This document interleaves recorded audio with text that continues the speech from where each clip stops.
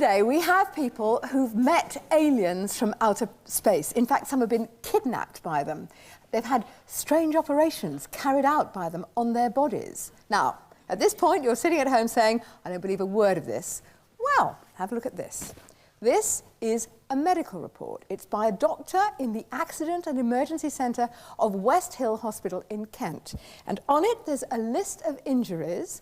And underneath the list, the doctor writes, I can find no logical cause for these injuries. Maria Ward, this is your medical report. It is. What do you say caused these injuries?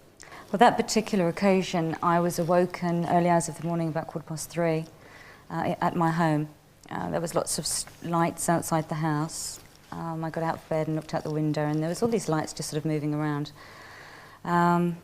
Cutting a long story rather shorter, I ended up outside of the house, and I was moving upward in this light, and I could see the top of the house. Were you awake or asleep? I was absolutely totally awake, because at one point I'd walked around the bed and tried to wake my son up, who was asleep in the bed next to me, and I was really slapping him, you know, trying to wake him up. The lights in the house had actually all gone out. The only light was from these lights outside the house. And there I am moving upward, and I'm seeing the top of my house, and I'm seeing the tree in the garden. I saw a tennis ball stuck in the guttering, which we later had removed because I'd seen it that night. I then found myself in, it was a small place, very solid, very real, physically real. Spaceship? I don't know, I couldn't tell you. It's not a term I would use. I was in a real place. It was very bright, and when the lights dimmed down, I could see shadows moving around, hear shuffling feet, like children in a gym, like little bare feet sounds. And there, standing in front of me, were what I would describe as 3 non-human beings. What did they look like? They were about 3.5 to 4 feet tall, sort of tan brown, grey in colour, very big eyes, long arms, long skinny legs. They looked like undeveloped children. Mm-hmm. And they walked forward, and then I found myself following them around this corridor. But this is a list of injuries. They hurt you. Well, later on, as I say, we walked around this corridor, and I ended up in a large room, about 30 foot in diameter, and I was made to lie down on a central table. It was like a platform. And once I was laying down on this table, there were 2 other taller beings. They're exactly the same, but a slightly different colour. They were more of a whitey grey colour. And I had like a sort of probe thing sort of right along my arms and down my body, and where that touched me, you could see right through the skin and see my veins. And after the experience, just an hour later, I had all bruises already fading where this thing had touched me. I had another device stuck into my little finger, and had the nail cut off on the little finger. I had... They were taking samples of you. I suspect, I mean, now it seems that way. It seems like some type of medical examination. That's the only thing I can equate it to. I had hair removed from the back of my head. I had a needle placed actually into my head, which caused me a considerable amount of pain. And these are all the list of injuries. Hair seems to be taken from the root, etc. Yeah, I had something placed up my nose as well, which I thought when this thing was placed up my nose, it was like a long glass tube. I mean, How soon after this experience did you go to the hospital and get I went to see my doctor 2 days afterwards, and then he recommended that if the discomforts that I was having, like the pain in my head and what have you, continued, I should go and see a doctor. And as it was, because it was the weekend, I had to go to a casualty unit. So you went to casualty. Well, we'll come back to this medical certificate and these injuries in a moment. Let me just see how the audience is responding so far. Who believes this? Are we convinced by this? Yes.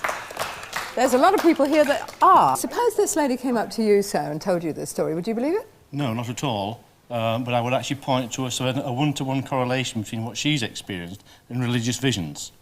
If you actually look at what people have in religious visions, they are spirited up, they see bright lights. The figure that she described, which is a short one, hairless, broad head, wide eyes, is an absolutely archetypal figure from mythology, from demonology, in fact. So could it have been the influence of some religious vision or something that you had read about? I mean, I'm not a fantasy-prone person. I'm not a deeply religious person. I mean, I have beliefs, but they're nothing that take over my life. And as I say, what I experienced was absolutely real to me. Let me just talk to these 2 ladies, because you too have had some sort of alien encounter, haven't you? Tell us about it. Very similar, except that we were travelling home along the stretch of road we did regularly. In a car? Yes, so there was 3 of us. It was night time, and as we rounded a bend in the road, there was these lights in front of us. Now, the lights were very bright, and you could actually see that the object was round or oval, depending on how you were looking at it. A spaceship thing? It was a UFO. We had never seen anything like it before. There was 4 very bright white lights, 1 at each compass point, and 2 red lights in the centre. And it was round? Yeah, well, round, oval, as I said. If you're looking at it from an angle, it's difficult to say whether it's round or oval. But it was definitely that shape. You saw the thing at the same time? Yes, all 3 of us saw the same thing. Yeah. You hadn't been drinking? Or? No. No. No? You've never seen this sort of thing before? Never. No. Did anything get out of it or talk to you? No, the car, Vivian, who was driving, tried to speed away from it because we were absolutely terrified. Yes. But very excited as well, but absolutely terrified. She put her foot on the accelerator and the car lost power. At which point the object was then in a field next to us, and Valerie and myself were watching it out of the side window. We have no recollection of it going from A to B, from being in the road in front of us to being in the field next to us. It just sort of zapped there. Well, all we remember, that was our conscious memory, is seeing the lights, then following it down the road, very, as I said, Vivian desperately trying to get the car to respond to her. And then some way down the road, the lights dimmed as if it was taking a surge of power, and it had gone, and at which point the car picked up speed. And you thought to yourself, who can we possibly tell? Well, that's right. Because there was 3 of us, if there'd only been 1, I would never have said anything at all, personally. But because there was 3 of us, then we felt. And do people believe you? Some. Some not. We take a lot of ridicule, but you get used to it. Now think how bad it would be if you were a policeman. We have in our studio a policeman who had a not dissimilar experience, didn't you? So you're not a policeman anymore. No, I'm retired now. I've listened to the lady, I've listened to this young lady here. My experience was that approximately in 1980, I, with other police officers, I came across a UFO actually down on the ground, actually blocking the main road. Anything like you've heard described? Mine was about 20 feet wide, about 14 feet high. It was diamond-shaped. Red lights? There was no lights on it. It was just rotating in the middle of the road. Did it zap anywhere? No, the trees at the side were shaking violently, as was the bushes. Now, this was real. This was a real thing. This wasn't imagination. This wasn't lights in the sky. This was solid nuts and bolts. Now, I put the blue beacon on, the flashing warning light. They reflected off it. It was real. It was solid. It left debris on the road. I don't know what it was, and up to this day, nobody's explained to me exactly what it was. Did you see any aliens of any kind? No, not consciously, no. At the time, I didn't see anything other than the object. Right. Approximately 12 months later, I went under hypnotic regression because there was a time lapse. And during under hypnosis, I do come out with a very similar story to this young lady here. Right, now we better explain hypnotic regression. That's when you get hypnotised, go into a trance, and remember things your mind has otherwise blocked. Is that right? Well, that's what I'm led to believe it does, yes. And what did you remember? I've seen the videotapes of me under hypnosis, and they're very frightening for me to watch them. Why? Because I come out with a story that I find very difficult to believe. You can't believe yourself when you hear yourself I find telling it very difficult to believe that I'm actually saying what I'm saying, that I get taken aboard the craft, I get medically examined by little creatures that she's described, by the tall guy. I had burn marks on my foot. And it's very difficult to accept something like that. And this you only remembered under hypnosis? I can only remember it under hypnotic regression, yeah. I have no conscious memory even today of it. The only reason I can tell you about it is because I've seen myself say it on videotape. Well, let me just ask Dr. James Thompson, how can one explain this sort of hypnotic memory of such events? Well, first of all, there's no evidence that under hypnosis you can remember things which you can't remember in other ways. There's nothing which you can get from hypnosis you can't get from other techniques. And that's a very important finding. The one thing that also shows up from hypnotic techniques is you get more bad data, more confused data. So as a technique for getting people to remember things, it's one of the worst techniques available. Maria, were you regressed? I've never had hypnotic regression simply because for the skeptics, regression is a controversial area. And I've tried to remain objective about my own experience, and I don't to date, I haven't found anyone that I would consider objective enough in order to hypnotise me, let's say, to find the missing blank spots of other experiences I've had since that one. Were you hypnotised? Yes, we were, because we'd lost time. The journey actually took longer than it should have done. And what did you remember or think you remember under hypnosis? Very similar to what Maria said. I remember the shuffling feet under hypnosis. That was a big thing. Similar things to she's described, the 3 to 4 foot things that weren't actually humanoid or anything like that, more like robots. Taking bits of you? No, Vivian actually claims to have been examined under hypnosis. We had a different experience. So they just shuffled around and then left you alone? They looked at us, they took us into a room where we were put into some sort of machine. But this is all under hypnosis. This is what we've learned under hypnosis. I'm afraid, I mean... It doesn't, I mean, even like the same as Alan Godfrey's just said, it's difficult for us to believe, so we don't expect other people to believe it, because it's, you know, it's something that you just think, you know, this actually happened. Now, Harry Harris, you've made a study of this, of these stories. In fact, you've made a study of this sort of regression. Yes, I in fact arranged the hypnotic regression experiments of Rosemary and Valerie and Alan and several other people in this room. When we have the people hypnotised, they are regressed back to events prior to the sighting. Under hypnosis, their accounts under hypnosis are the same. They don't vary, but they fill in under hypnosis the missing time. Now, it's the only tool we had available. Without using hypnosis, this data, this part of the experience would not have come to light. We wouldn't be having this conversation, this programme tonight. You see, the problem is, no disrespect to my friend here, he's being asked to comment on experiments that he wasn't present at, about people whom he's never met. I'm probably closer to it than anybody else in this room, apart from the witnesses themselves. What do you say to this? Let's just go to simple facts about whether you can do memory experiments and whether you can show that under hypnosis people remember things they couldn't otherwise remember, and there's simply no evidence of that. Now, Mel Grant, you've hypnotised people, is that right? That's true, yes. Now, what do you think about all this? Well, listening to the doctor, I suspect he doesn't know really what he's talking about, as far as it is concerned.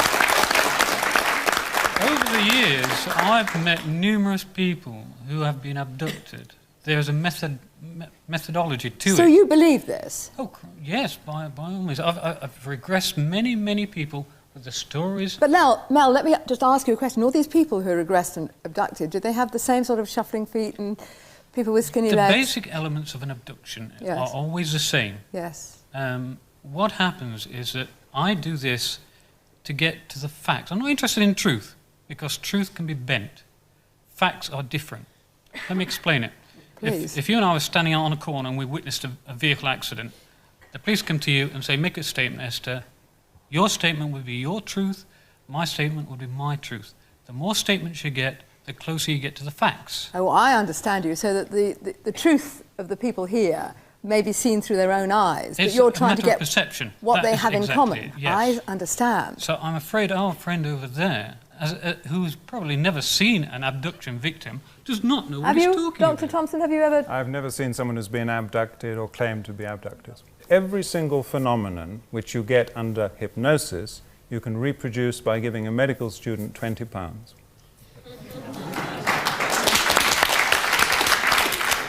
How can you argue with that, Esther? There's people here who are suffering, and we have people like our doctor friend over there who's ignoring the evidence.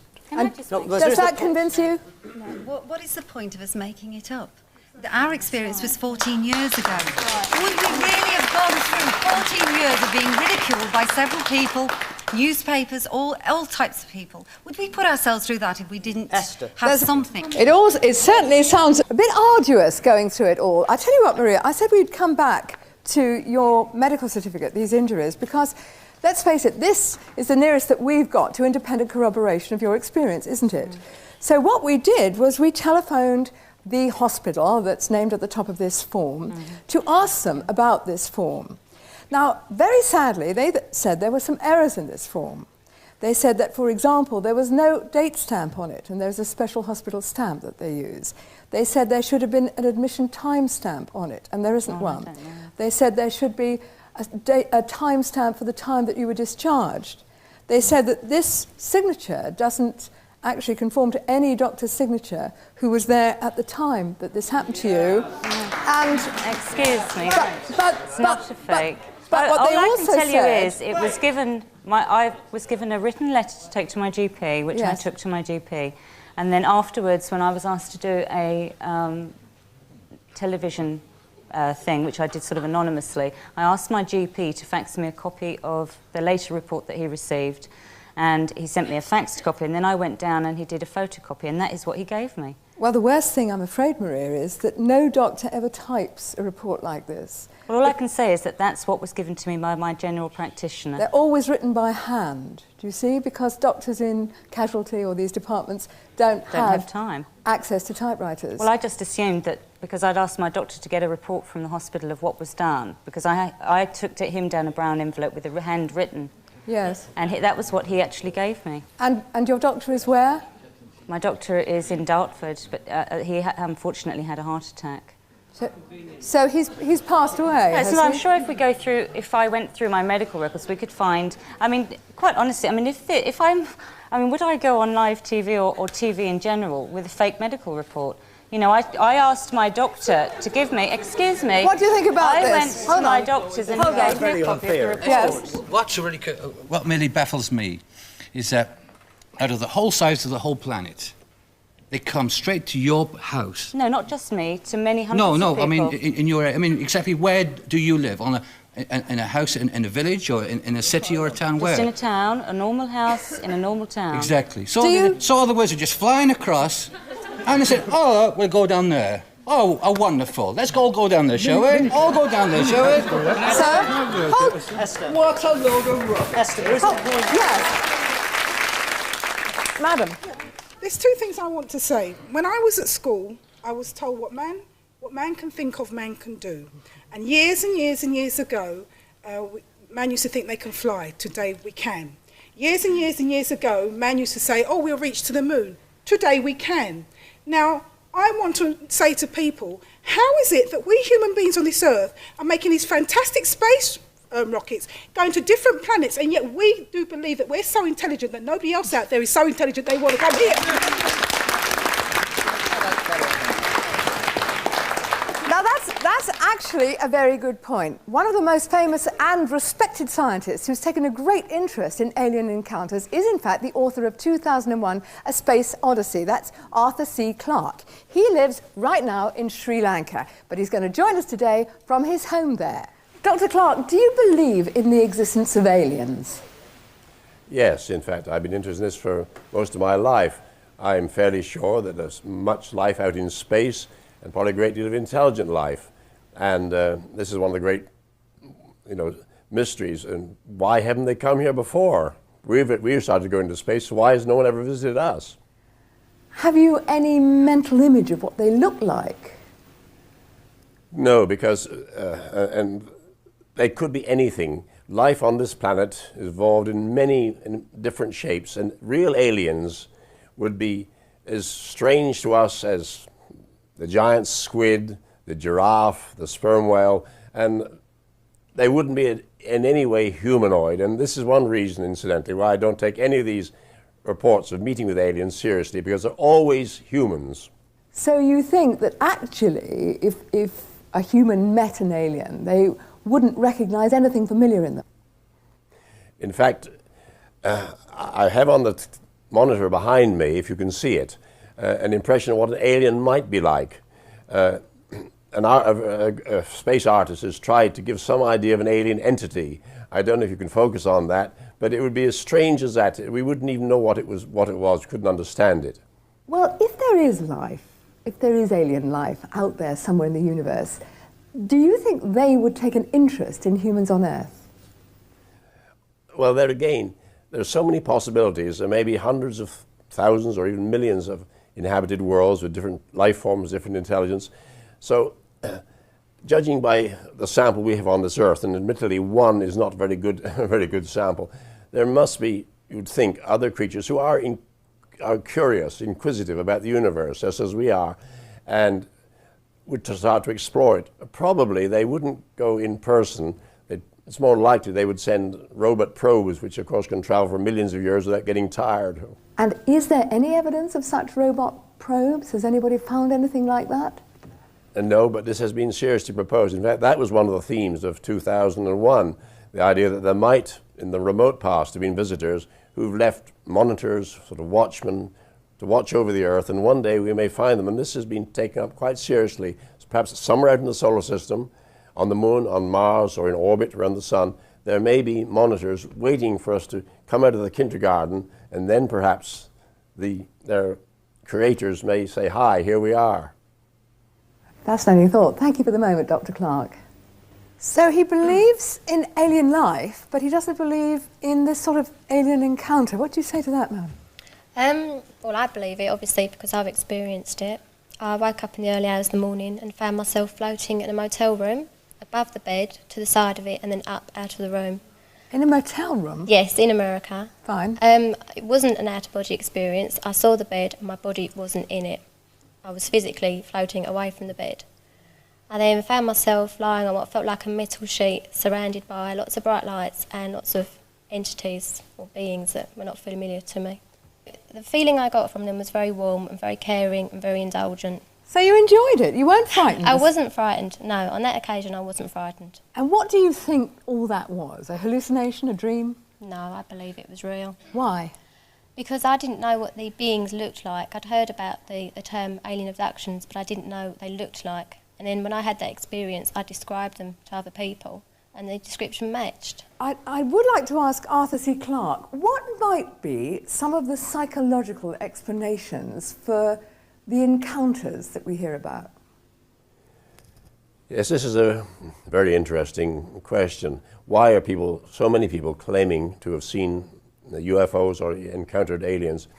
I think it's part of the psychopathology of our time, or sort of maybe the fin de siècle phenomenon. You know, in earlier ages, people saw angels. There were times when there were thousands of people swore they saw angels or witches. We've been through various phases in the past, but it is now spaceship time. And of course, there have been so many films, TV programs, you can often identify the source of some of these delusions. You can even recognize the spaceships and the aliens from, say, classic films like The Day the Earth Stood Still. But they're not very angelic these days, are they? They mess about with us a bit. Well, that again is a projection or interferes. Aliens, until fairly recently, I guess H.G. Wells started it. You know, when the aliens came here, they wanted to conquer us or even eat us. They were hostile. But then Spielberg and others made friendly aliens like E.T. So there's been a sort of oscillation between the two. And now, I mean, the ones we have heard about in the studio seem to be rather sort of primitive in what they're doing. There doesn't seem to be any vision in what they're doing. Is that just a reflection of our minds having lost some of our own vision? Yes, I mean, any account of an alien abduction or encounter will depend on the psychology of the person concerned. You'd have to analyze, their background and find out why they had this particular delusion. I mean, that's a job for the psychologists. Isn't it dangerous, though, to discredit all of them and disbelieve all of them? We just might be throwing the baby out with the bathwater. It's so improbable that I don't give it a moment's thought. Remember, too, that there are radar networks, optical networks, scanning the sky. They've been doing this for years now because of the danger of missile attacks. Anything that came to Earth, it would be detected very, very quickly. Right, thank you very much indeed. I know of pilots who have been ordered to shoot them down. Harry Harris? Yes, I have met a number of pilots who were scrambled and ordered to shoot UFOs down, to fire on them. One, in fact, is an American professor of industrial engineering at Florida International University. But you've heard what Arthur C Clarke says. Well, I think, with respect to Arthur C Clarke, he could be wrong. Now, he's clearly not aware, he can't be aware, of the radar visual sightings. There were some in Belgium. I have personally interviewed a Professor Schweitzer regarding his research on a Belgian sighting in 1990, multi-radar visual. Would you have this sort of explanation? This planet has been contacted by the superior, we would call them the cosmic masters in the Ethereal Society. They have been contacting this planet right the way throughout our recorded history. Are you saying these people with skinny legs? They have been accounted for in all of our religious works. Is We're that talking a cosmic about master? Jesus, Buddha, Sri Krishna, I Ching, Confucius. they're all cosmic masters who have come to this planet. Well, let me put that to Arthur C Clarke. Do you believe that? Well, that, of course, was the idea behind 2001. I don't intend that to be taken seriously, but the theme of the movie was the interaction of aliens in the remote past, turning us, in a sense, from the man-apes at the beginning of the film into the ape men later on. It's possible, but I think rather unlikely. So you don't think the pyramids have been placed there by aliens centuries and centuries ago to... What utter nonsense. We know exactly how the pyramids were built. We know who built them. We know the name of the architects. And what utter raving rubbish. Why do people think that we're so stupid? It's very sad because it's such, in 2001, it's such a marvellous, persuasive sort of myth for us to hang on to. It's a pity for us to have to dump it. Well, in a way, I'm sorry I've created that myth because perhaps too many people have taken it seriously. Anne Baring, what do you say to that? I think we're a very rational culture, not given to visions, or at least not given to accepting them. So it seems to me this is the only acceptable form of vision that we allow ourselves. And the audience here is very much divided. Half the audience wants to believe or does believe, and the other half categorically doesn't want to and says it's rubbish, so to speak. I would feel as a Jungian that there's a split in the culture between our rational conscious self and our instinctual selves, which we know absolutely nothing whatsoever about. And we have no God image at the moment. So where do we find God now? We find angels and we find the gods in this UFO situation. So it's the same that humanity has been doing since time began? Since time began. We need this. We all need something to... We're creating our own myths? Yeah, we're creating a myth. But the myth is part of the evolution of our own consciousness. We need the myth in order to evolve. So it's not something rubbishy. It's vitally important that we understand what the myth is saying to us. Yeah, I'd like to make one other comment. I hope that in my lifetime we may receive some signal which indicates that there is something out there. That seems the only likely way we will discover the existence of alien intelligence. What would that mean to you? Well, it would indicate that intelligence is not unique. It would also indicate that intelligence has some survival value. When you look at the evening TV news, you can't help wondering about that sometimes. Well, let's hope in your lifetime we do have some sort of evidence because, as you say, for everybody, I think, on Earth, it would be the most exciting and extraordinary discovery. Thank you very much indeed, Arthur C Clarke in Sri Lanka. Thank you. I've enjoyed talking to you. I'm afraid that is all we have time for. Thank you so much for sharing all your experiences with us. Thank you, a special thank you to Arthur C Clarke for joining us from Sri Lanka. Thank you for joining us at home or wherever else you are watching us from. Till next time, goodbye.